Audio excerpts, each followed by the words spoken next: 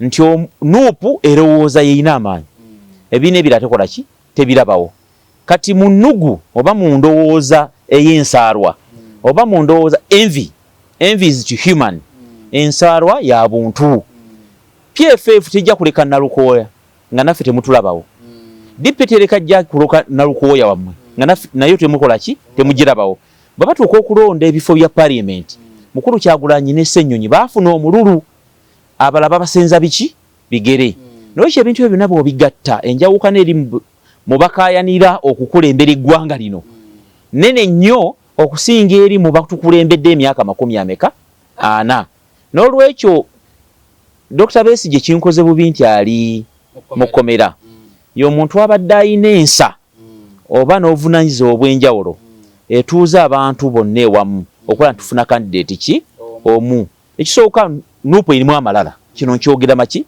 abavubuka bano balinamu amalala kuviira ddala ku principle ebintu byabikola n'amalala Ssenyonyi akola n'amalala babuliddwamu that kind of maturity esobola okugaidinga ekintu nga kino abantu abalala bandikyagadde but to reach an agreement there must be terms and conditions mukulu Kyagulanyi mukulu Ssenyonyi bantu bamalala they cannot agree to terms and conditions z'ebibiina ebiki ebirala ko muntu ajja kugamba tukkiriza Nalukoola tugenda mugoberera naye naffe omulundi oguddako otuwa ekifo wano toleeta wano tokola ki wano toleeta tajja kukkiriza saate mu byobufuzi tutuuka mu nzikiriziganya kankuwa example nze waliwo twaliwo tugenda okwesimbawo waliwo omwami omulala yagala okwesimbawo ku bwero si 5 netutuuka ku nzikiriziganya ne mugamba tiweesimba ku bwero si 5 kubanga aliko eyeesimbye ku bwero si 5 wange ate nina omukola ki omuwagira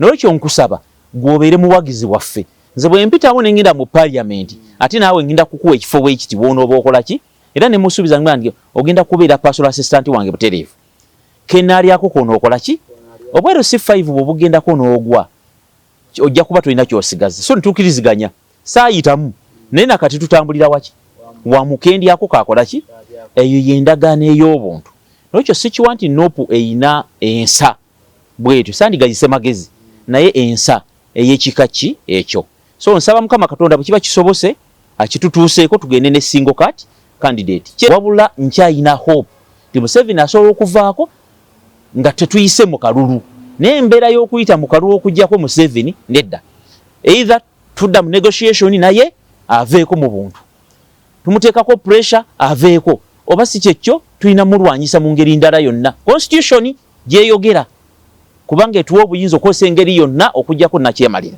naye mu kalulu ebyo byaganye n'olwekyo single candidate mu kalulu ayinza okukola oba obutakola era nyinza omuwagira naye nga hope y'okumuggyako mu kalulu nedda n'olwekyo ekawempe single candidate ayinza otukolera ne bwa president single candidate ayinza okukola ki otukolera yes hopes zaffe zisse wansi tuyinza omuteeka nga single candidate ntugamba naye bwabbi bwa kalulu kyekiddako ne tumanye constitution tugigoberera kalulu kaba kaganye tugenda mu ngeri endala y'okuggyako ani nakyemalira naye olwaleero nga bwe tuli Uganda bweyimiridde nga yakuba akalulu yawa omulimu byabakama akulira electoral commission yawa omulimu byabasajja akuuma ki amakomera yawa omulimu Anita Among speaker kuba yamusasula era n'ebisabirwako yasalawo nga ayina ababaka yawa omulimu akulira police yawa omulimu akulira amagye ng'ate muki mutabani we bw'otunulya bye tulimu olwaleero mu matatu mulimu jooka ejooka ekola ebintu biki bingi tubanga abeetumya emirimu emiki Onoonya ettaka mu bitundu by'Entebbe olituuseeko katukwanjulira estate yaffe empya Entebbe abayita babiri Kabale estate enuma Savu Meerere ku miliyoni 7 enejjudde enkulaakulana wamu n'oluguudo lwa kolansi olutuukira ddala ku estate amazzi amasannyalaze byonna mu ebiri gwe n'ayagala okuzimba estates wamu n'ennyumba z'abapangisa diiru y'eno ate eggaluga bukaaya eggwawo lwa buwoomi ku miliyoni 65 zokka eneriraanye amazzi olwo ne tukuleetera Nkozi Town estate ku miliyoni 5 zokka ssaako Nkowe estate ku Hoima road ng'osasula miliyoni 25 zokka. Ploti zonna ziri mu bipimo 5 ku 10. Janku Everlight Real Estate tukuguze ettaka ery'ekyapa Okumanya ebisingawo jangu ku Everett Real Estate Entebbe Road Kasenyi Stage oba kuba ku ssimu noti 7 noti 5 21 71 37 ne noti 77 not 31 71 noti not.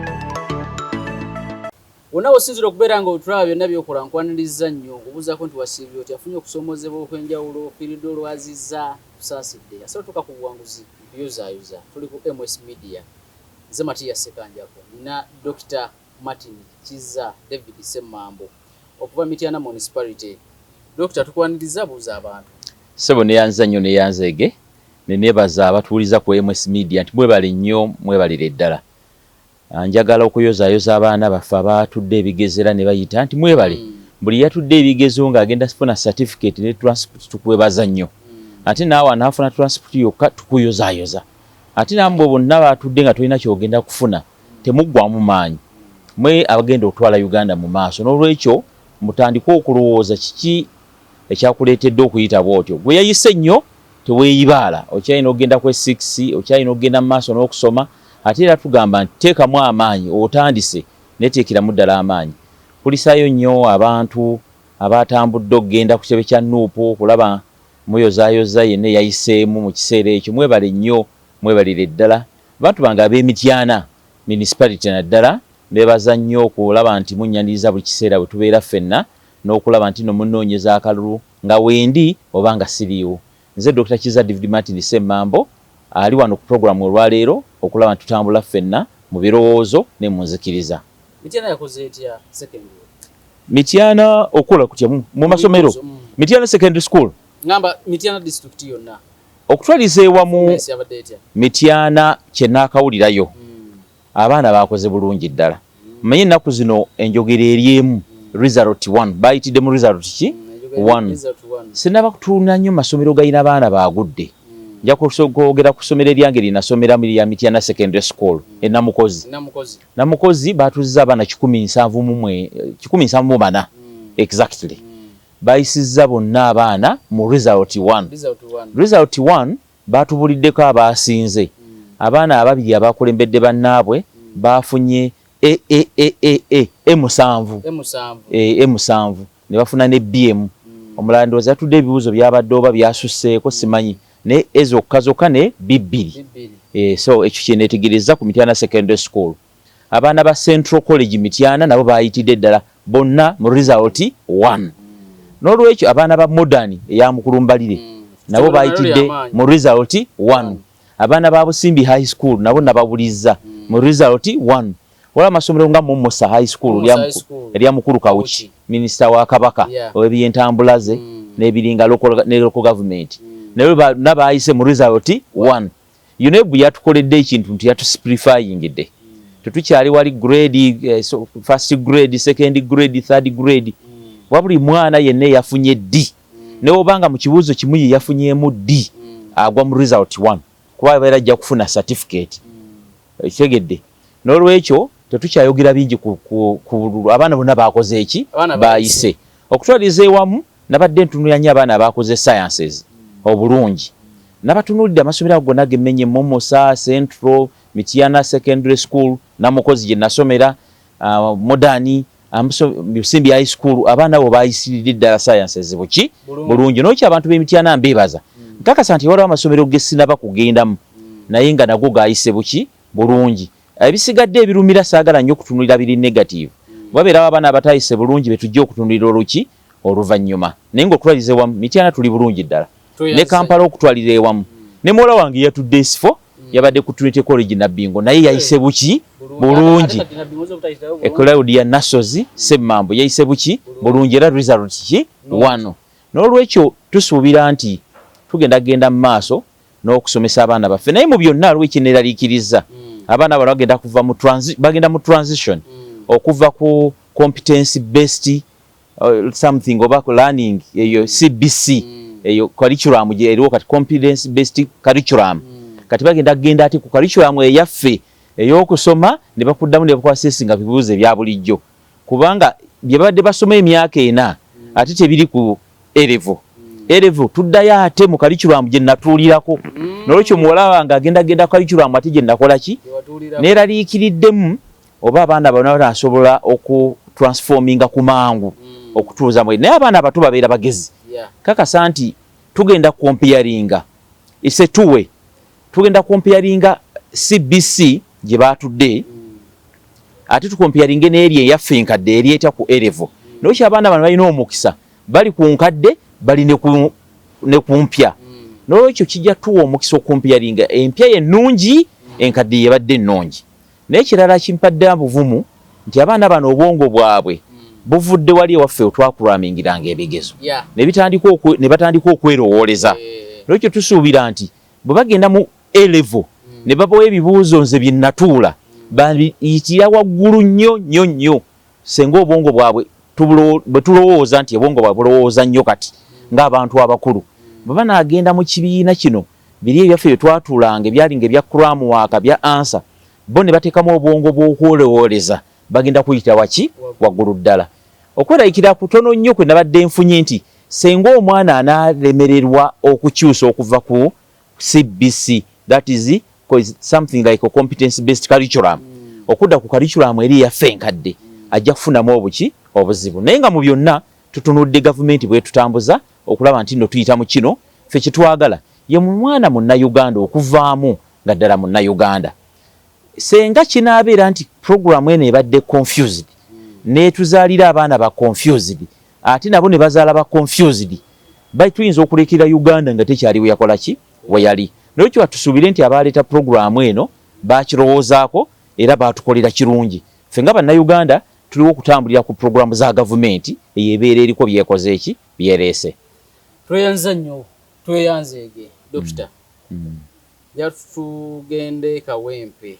ekisooka ebibadde ku NUP mpaka bagabye kaadi nga mwe munnabyabufuzi obirabye otya birina essuula epya ebitaddewo mu kisaawe ky'ebyobufuzi naddala mu bibiina by'obufuzi ekintu ekyo kisinziira omuntu bw'alaba endowooza y'omuntu omanyi ebyobufuzi biri mu maturity ate era nibibeeramu n'obuto mu ndowooza n'ekyo kisinziira omuntu bw'akiraba mu bukulu bwe mu ndowooza oba mu buto bwe mu ndowooza bisaagadde kwosa bigambo bya luzungu biyinza obutawulika bulungi eri omuntu ekintu ky'NUP kye yakola oteekawo debate abantu bano bajje ba debatinge tulabe asinga kirungi mu mawanga amalala naye tetugamba nti tunakoppangayo bibi byokka n'ebirungi tubikoppayo era mbebaza NUP mwebale okukoppa ne muleeta ekintu ng'ekyo mawanga gali agaakula tomala gagenda ne weesimba mu kifo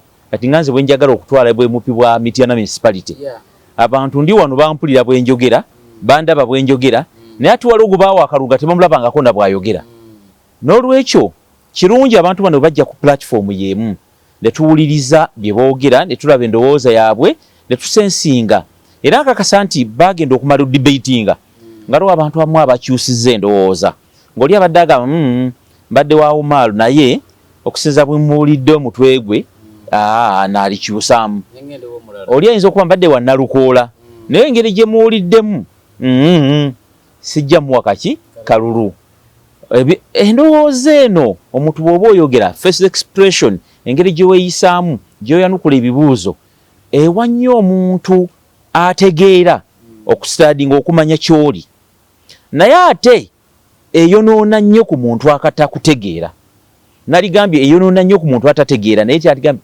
ekitiwanyo ekituufu nti eyonoona nnyo ku muntu atakutegeera nti ojja kujja weestaginge bulungi oyogere oluzungu lwo naye ate oluzungu lw'oyogera nga abantu abamu tebakutegedde oli ajja ayogera oluganda lwe nalabako n'omu yazinamu ku mazina awo ate abantu bamutegeere ate oluusi abalala bamutegeere balanga nti ate ono tasaanidde n'olwekyo ekintu kye baakola kirungi naye ate entegeka yaakyo neebulamu entegeka yaakyo yabulamu nnyo kubanga mu kutwaliza ewamu siraba NUP erina kategore yaayo ti NUP erina abantu abagitegeera be bayita ba foot soldiers be bategeera ki NUP omusirikale owaki ow'okuttaka kakati omusirikale ow'okuttaka ayina omuntu we gwategeera nti yoyo for example bwe baali bawangulwa akalulu akawedde ke tuvuddemu aka 221 baali tebaagala yasoma baali tebaagala kumanya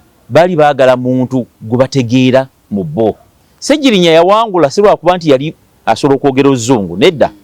Ssegirinya yawangula si lwakuba nti yali agaba ssente, nedda. Yawangula olw'okuba baamuwa nga muntu waabwe Mr. Update, nga buli omu amumanya, leero tuli wa Mr. ki Update. Kyekimu newange eyampangula teyampangula olw'okuba nti nno nze nali munafu, naye yampangula olw'omuyaga omungi ogwajja ne bagamba ono gwe yaffe. N'okyo abantu baalonda olw'omuntu gwe baayagala so si lwa muntu abagasa, si gwe beetaaga. Ebintu ebyo bibiri, waliwo gw'oyagala n'omulonda, waliwo n'okulonda omuntu akugasa gwe weetaaga. N'ekyo baalonda n'abantu abatabagasa naye nga bwe baagala nga tebeetaaga era tebagenda bagasa. N'ekyo ne tumaliriza nti nno mu Parliament Nuupu yatwala abantu bwe batyo. Ku luno Mukulu Kyagulanyi kabineeti ye yonna yakirabye neegamba lwe twatwala abantu abatagasa kibiina oba batatwongerako kibiina ate abantu be bateetaaga neereeta abantu bonna badibeyitinge, naye emitima gy'abantu ginayo gyabadde gisonze. Era nze bagenza okugenda okulonda ng'olwedde nategedde dde oluvuma weruli Nalukoola bagenda muwa kaadi nga namu bagamba yagiguze, nze simanyi saabaddeyo ekibwa lyamanyi, naye nga eno oluvuvu lugamba nti ne bw'anaagigula ffe tugenda kugoberera ani ono omulala. N'olwekyo mbuusabuusa oba abantu abaavuddeko nga tebawadde kaadi ddala ddala nga bagenda kubeera n'omutima ogusigala emabega baleke Nalukoola agende mu maaso ng'NUP. Ekyo mbuusabuusa, n'ekyo nsuubira abantu nga Umaaru okuvaayo. Ye yagambye agenda kubeera mabega ga Nalukoola. Okujjako no PA wa Ssegirinya ye yayinza okujja. PA wa Ssegirinya. N'olwekyo mbuusabuusa nti NUP tetugirabireko mu kifaananyi ekiki ekirala. Kubanga ba food soldiers bo balina enzikiriza yaabwe ki ndala nnyo okwawukana n'ekibiina kye kyakoze.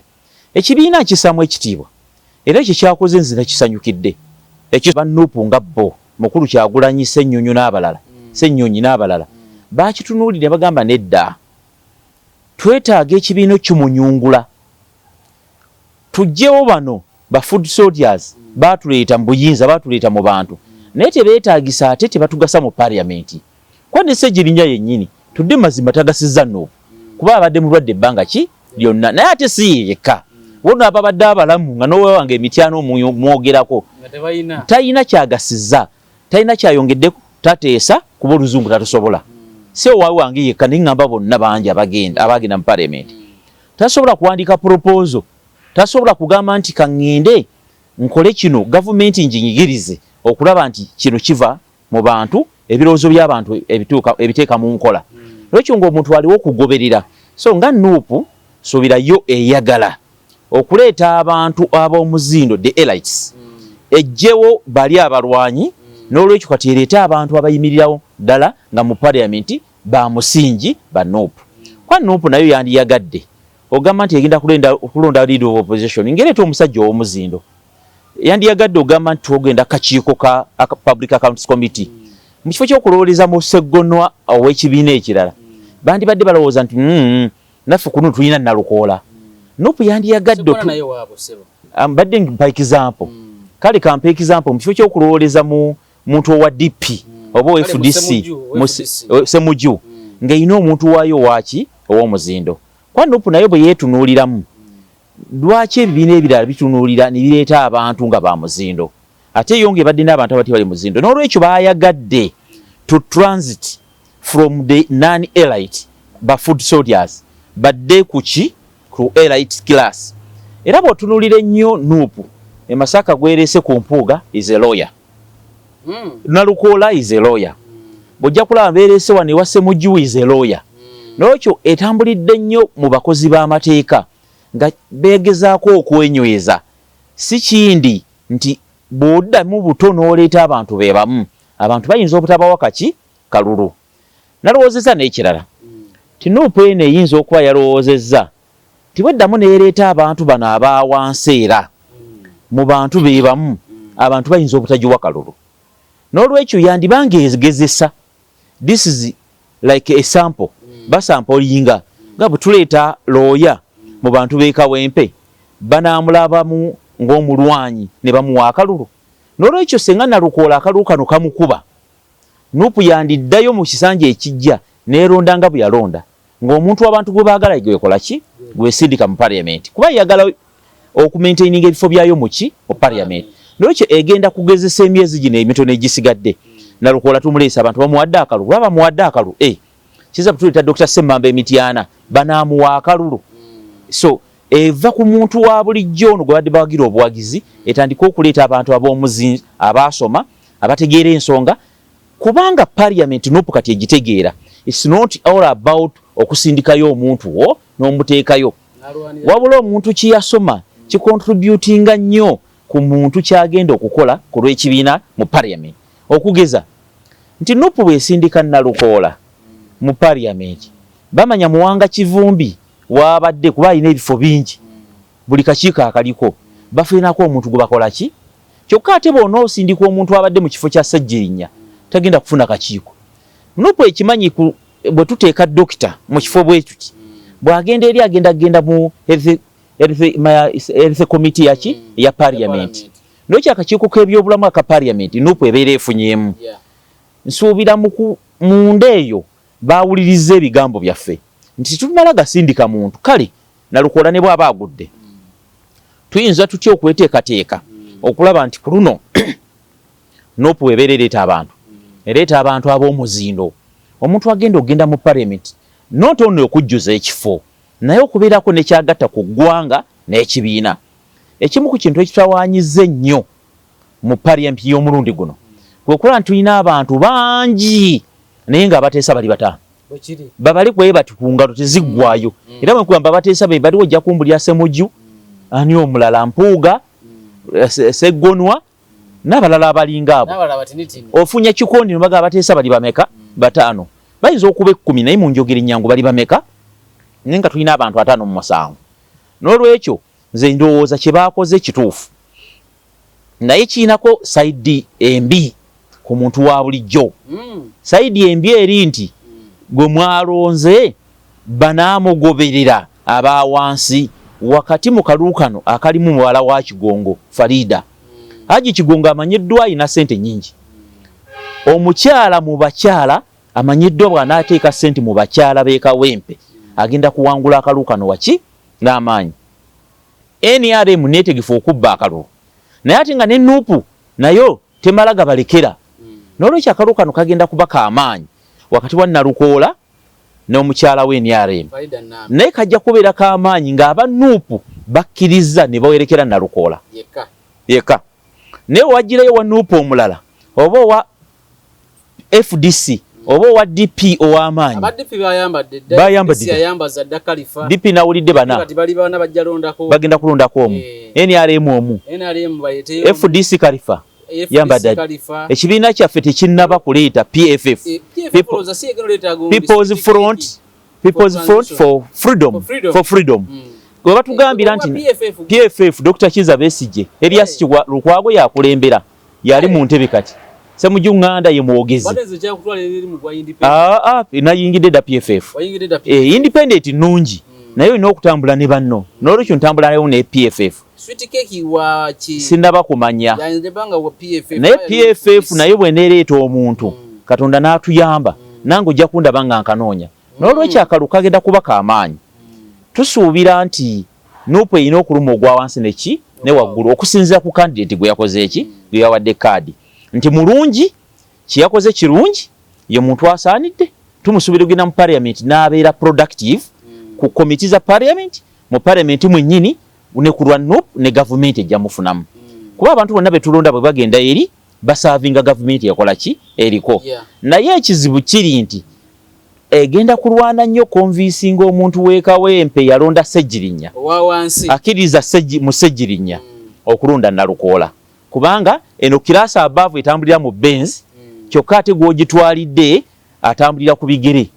na sapatu n'olwekyo ajja kutegeera nnyo munne anaatambula naye okusinga mukulu Nalukoola so akalulu bwe nti bwenkalaba naye n'ekirala bw'otunuulira Nuupu n'okulonda kwayo okwabaddewo erina okwegendereza ennyo okudda mu balonzi baayo okukakasa nti nno Nalukoola teyasasudde ssente kubanga amawulire agakola ki siri wa Nuupu naye ndi wa opposition ndi wa PFF ndi ku ludda olubiri lw'enkyukakyuka n'olwekyo aba Nuupu muyina okudda wansi okukakasa abagoberezi bammwe nti Nalukoola tiyasasudde ssente kubanga kyekiri waki mu bantu n'ekirala kwe kulabira ddala nti omuntu eyavuddemu temumulekerera buki bulekerezi babadde abantu 10 omwenda guno gwa Nuupu nnyo okusinga yayiseemu n'ekyo mukulu Kyagula mu kikulu Ssennyonyi muyina okunoonya endiga y'omwenda zino n'abagobezi baazo okusinga Nalukoola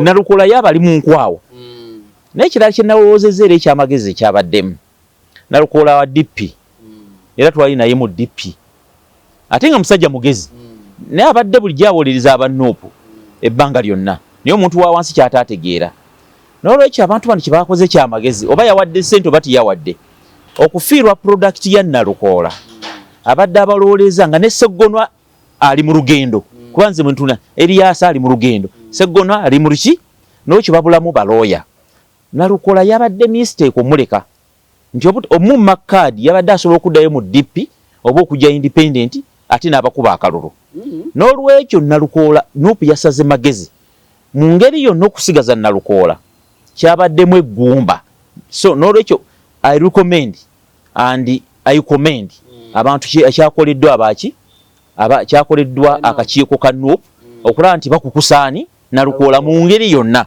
oba yasinze mu bibuuzo oba bamubidde ebibuuzo oba tebamubbidde oba teyasinze mu byonna yabadde candidate mutuufu ku Nuupu mu kiseera kino candidate mukyamu ku bawagizi ba Nuupu aba wansi naye nga kyakoleddwa Nuupu kati ani ow'amakulu ennyo mu kabokisi kuki ku aba wansi ne bana abawadde Nalukoola amazima gali candidate bulungi ku bana abawadde ku ba wansi tandaba bafiitingamu omuntu wa wansi kye kikulu mu kalulu kyekikulu gwe n'oba oyamba litayi nga gye nnyambadde nze Dr. Semmambu naye wa wansi bw'atampa kalulu mu parliament sigenda era tekaweera luli Mityana municipality era saagenda naye ku luno nsuubira nti ab'Emityana akalulu kagenda kukola ki kuwera kubanga addemo nkoze byenkoze mu bimanyi naye kyo ku luno kajja kukola ki kuwera so omuntu wa wansi kikulu gwe ne bw'oyogera ebyenkanawa n'obeera mulungi otya naye ng'omuntu wa wansi takuwadde kalulu kiba kibi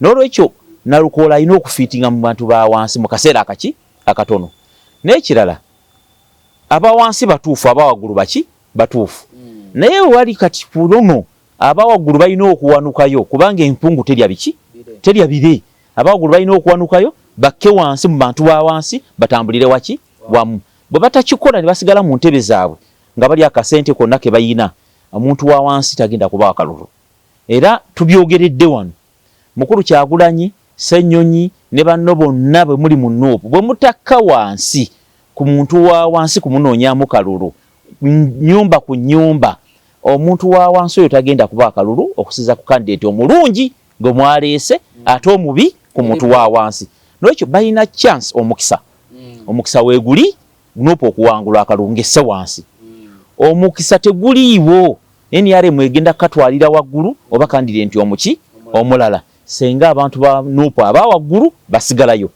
ekirala Nuupu ebeere yeetegefu okuta ssente zonna eziri mu ofiisi mu kalulu kano kawangula tekagenda kuba ka malusu akalulu kagenda kuba ka ssente omuntu weekawempe togenda kukka wansi nga tolina ssente ng'olina NRM Farida muwala wa Kigongo Aji Kigongo ezisula emitwetwe tuwontena ne konteyina ng'ataddemu ssente omuntu kati bwavu tutambulira mu bwavu biseera byakuza abaana mu ssomero amayumba babagoba abamu babagobye mu ntobazi n'olwekyo ebizibu bingi ebiri mu kalulu kano akeekawempe bingi bebagobye mu ntobazi mu Lubigi bonna bali mu kawempe oyo n'olwekyo ogenda singana abantu nga banaku bantu bo bawagizi bo bakuwa akalulu ate beetegefu kujjayo mu ssente yonna gye guli mugusse wansi Nalukoola asobole okuwangula ate mumuwerekere kigere ku kigere ORS Nuupu eyinza okusibwa akalulu kano NRM nekola ki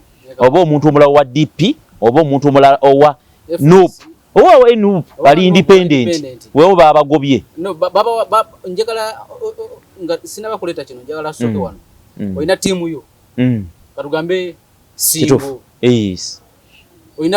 oyina abasambi bo botendeka. Yes. Naye kitegeeza kyo kuba nti ozze n'omucuba n'ayingira mu ttiimu n'afuna n'abeera ku first 11 abo badotendeka buli kaseera n'obatuuza.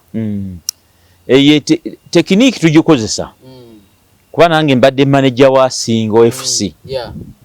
Ekyenjawulo ffe tuba tugisalinga abazannyi olugisalinga abazannyi 25 omulundi ogwo gumu. Naye baatuwawo kawinda akayingiza abalala.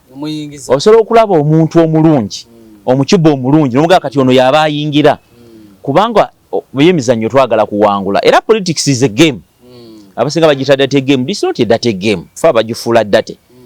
It's a clinic game. Nti omuntu ono ayingidde nga de substitute aze mwezi gumu trainings ayingidde nga tolaba asobola okuwanguza mulungi nnyo toyinza muleka wabbali kubanga asobola okukolera ekintu ekyenjawulo. Oyinza okuba obadde n'abasambi bo balungi naye ng'omu ekigere kiki kirwadde ayina injury, omulala bw'asamba injury yaki ya mukono gusowokayo, omulala omumanyi bulungi nti bamuwa penalty takola ki tateeba. Nolwekyo tutuuse mu kaseera nga omupiira gwe tugendamu wakati w'NRM naffe ab'opposition tuyinza okuba tubaddemu ne injuries mu Nuupu. Yes, Sejjirinya yafa naye agenza okufa nga muyambi oluusi ekibigabega kiki kirwadde engeri gye tulabamu. Ate dangerous substitute azze nga ddala asobola tukola ki otuwanguza mu muzannyo tekiina mutawaana.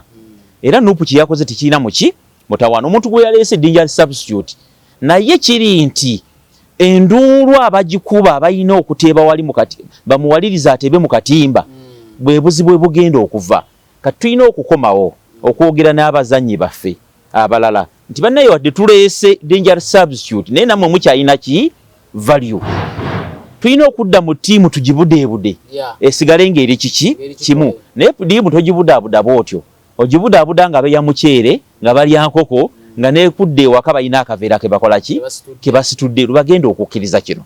N'olwekyo ttiimu yaffe ya Nuupu tukakasa nti ebadde nnungi naye Mukama Katonda yalonda abakulembeze yalonzeemu oyo.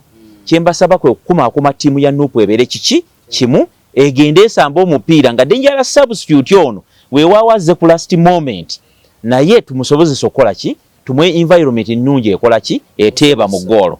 Bw'anaaba ateebye it's well and good. Bw'anaaba tateebye it is a very bad landmark.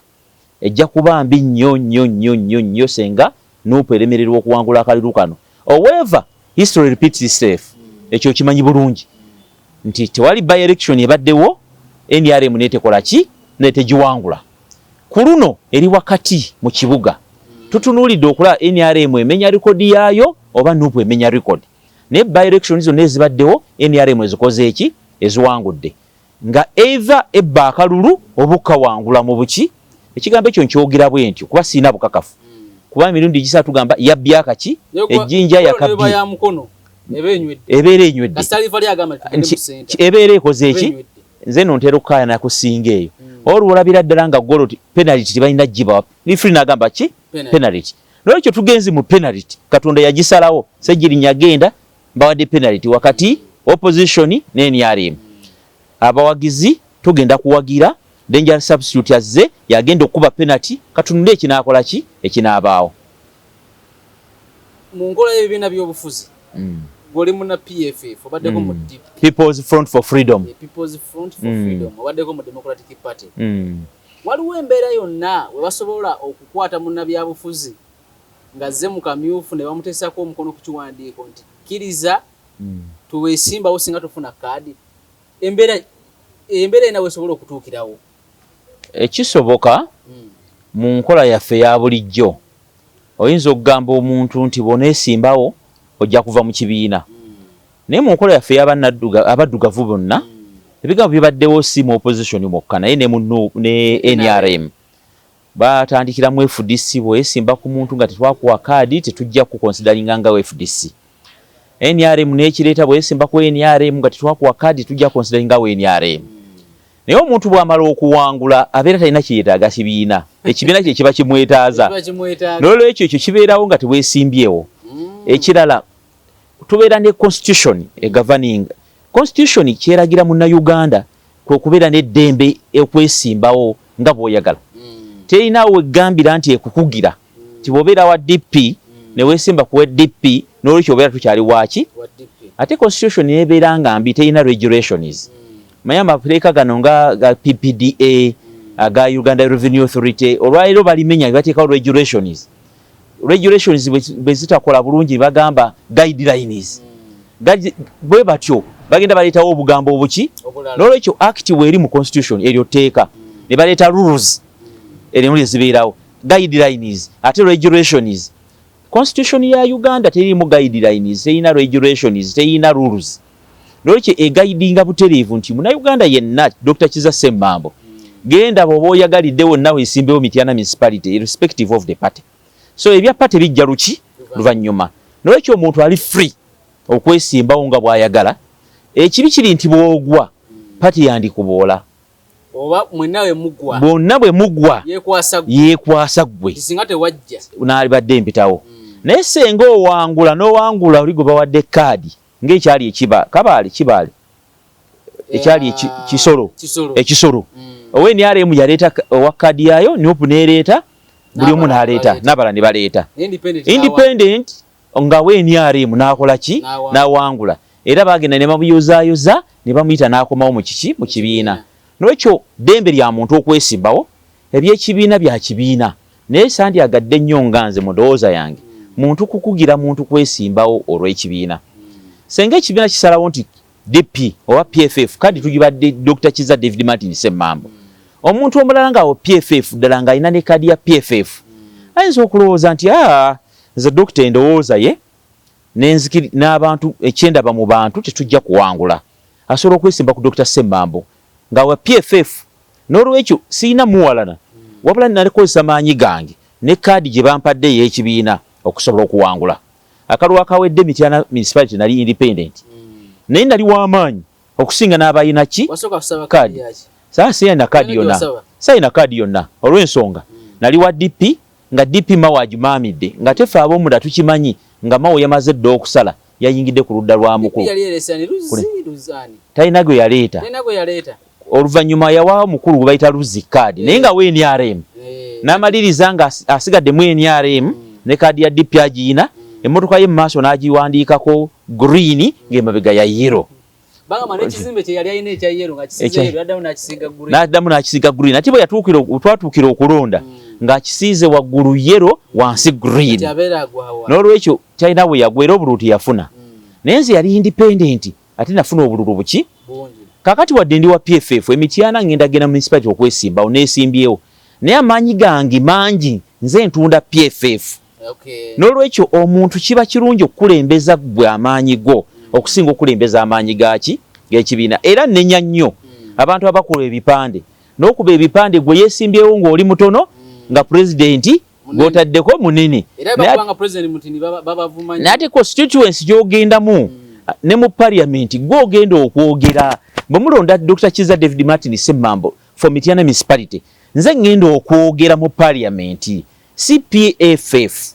N'olwekyo omuntu gw'olonze akugasa gwe weetaaga kyekikulu era nkubiriza abantu ku mulundi guno tulonde abantu abatugasa tuve ku bantu betwagala obuki obwagaze. Omuntu ayinza okujja n'akuyimbiramu akayimba nze naawe waffe eyo omu yagenda okwesimbawo nange agenda ndajja ku stage n'ayimbamu kayimba awo era butudda ku mabbali ntera omugamba naye obuyimba nga kiri ekifo ky'olimu totugasizza obuyimba buno butugasa ki?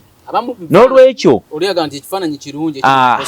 weebali nnyo oba kifaananyi kikufaanidde bulungi nyinza okunyirira obulungi ku kifaananyi nga Dr. Kizza Ssemambo naye mu mutwe nnyirira gwe omulonzi bw'oba olonda nga tonnaba kunenya gavumenti tetukoledde enguudo gavumenti teweeredde baana gavumenti tekoze kino tekoze kiri gwe bw'oba olonda omuntu gwe waweereza mu parliament oba wa opposition oba wa NRM yoyo ddala akugasa yoyo ddala agattako oba yoyo omuntu gwe weetaaga.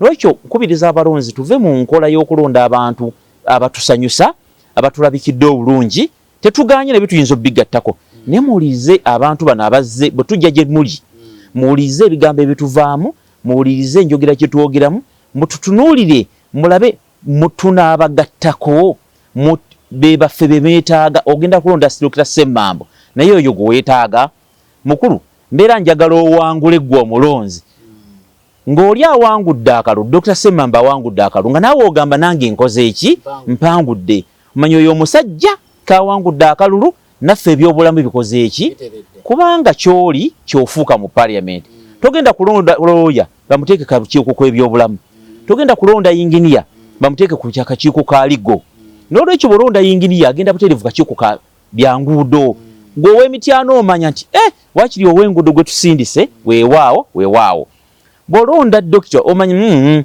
era gwe tulonze waakiri n'atusakira mu byeki mu byobulamu bw'olonda munnamawulire tulina Joyce Baagala ewaffe era yagenda kakiiko ka parliament akakwatagana mu by'empuliziganya era bwe kaaliko era alina ekifo kiki kinene naye tugenda tutunda BP nga butu tomanyi kiyasoma tomanyi kakiiko kagendako tomanyi kye bagenda muwa tolina kyosaba lwekyo ffeffe nnyini abantu tutandika okwenenya olonze yes tetuganye olonze mukulu Ssekikubo naye Ssekikubo gw'olonze bw'atuuka mu parliament kakiiko kikagendako yasoma ki bolonda accountant umanya public account committee ne balooya bakatuulako naye kati gojja kulonda omuntu tomanyi kiyasoma tomanyi bukugu kibuzaabuzibwa tumuteekewa fe tulina owaffe eyo sijja mwogera linnya baamutwala ne bamutuuka ne mukukusa muwa ku bwakamisho ogwokusatu baali bamugoba ogwokubya omwezi baali bakola ki bamugoba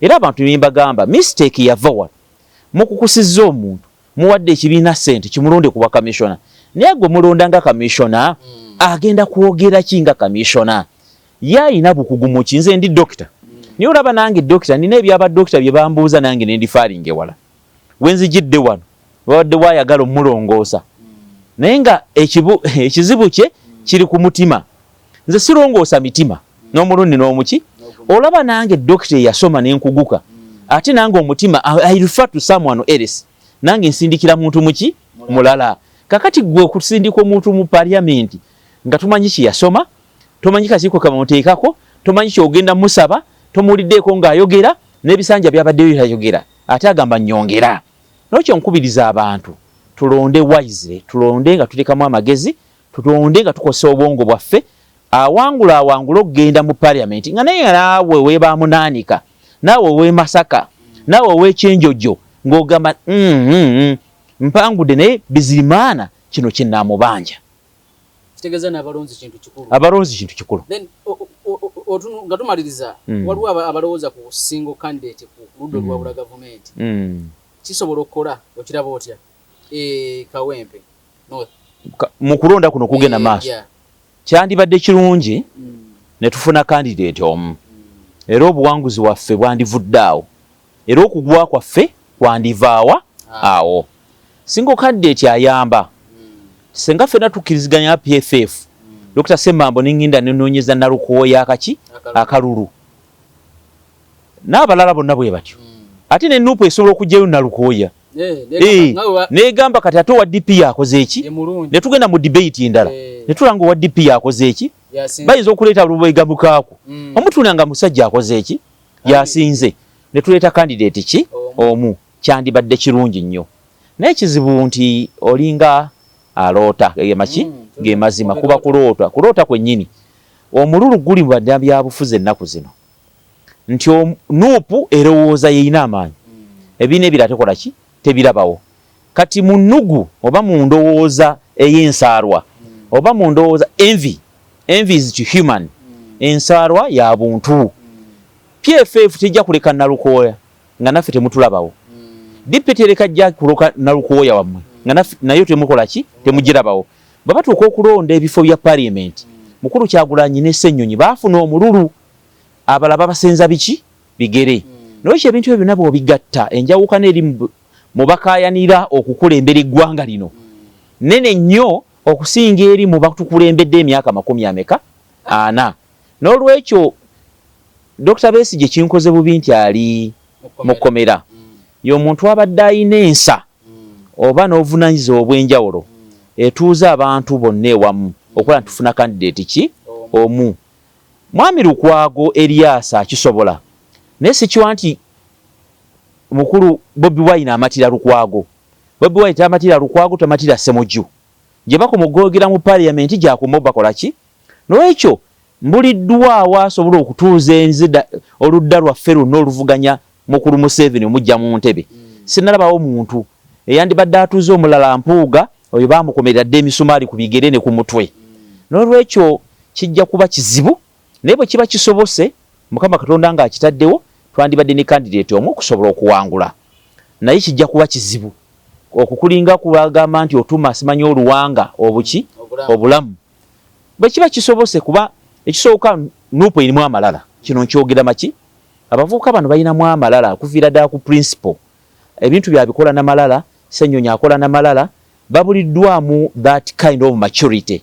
Esobola okugaidinga ekintu nga kino. Abantu abalala bandikyagadde, but they are, to reach an agreement, there must be terms and conditions. Mukulu Kyagulanyi, mukulu Ssenyonyi, bantu ba malala, they cannot agree to terms and conditions z'ebibiina ebiki ebirala. Ku muntu ajja kugamba tukkiriza nalukola tugenda mugoberera. Naye naffe omulundi oguddako otuwa ekifo wano toleeta wano tokola ki wano toleeta tajja kukkiriza. Saate mu byobufuzi tutuuka mu ki mu nzikiriziganya. Kankuwa example. Nze waliwo twaliwo tugenda okwesimbawo, waliwo omwami omulala yagala okwesimbawo ku bwero si 5. Etuuka ku nzikiriziganya ne mugamba teweesimba ku bwero si 5 kubanga aliko eyeesimbye ku bwero si 5 wange ate nina omukola ki omuwagira. N'olwekyo nkusaba gwobeere muwagizi waffe. Nze bwe mpitawo ne ngenda mu parliament ate naawe ngenda kukuwa ekifo bwe kiti bw'onooba okola ki era ne musuubiza nti ogenda kubeera personal assistant wange butereevu. Kenaalyako koonookola ki obwero si 5 bw'obugendako n'ogwa ojja kuba tolina kyosigaza. So nituukiriziganya saayitamu naye nakati tutambulira waki wamukendyako kakola ki eyo yendagaano ey'obuntu. N'ekyo sikiwa nti Nopu eyina ensa bwetyo sandigayise magezi naye ensa ey'ekika ki ekyo. So nsaba Mukama Katonda bwe kiba kisobose akitutuuseeko tugende ne single candidate. Kyekimu si bwa MP buno bwokka buno bwa kiseera nene kubwa member president. Senga kibadde kisoboka twandireese president ki omu naye nganze omuntu nze sikiriza muntu yenna agenda kwesimba ku president Museveni ku kisanja ekikola ki ekiddako. Ensonga zange nnyangu nnyo. Nze naakalonda emirundi 5 emirundi 4 nga nonda Kanukiza Besigye Kifeefe awangudde talayidde.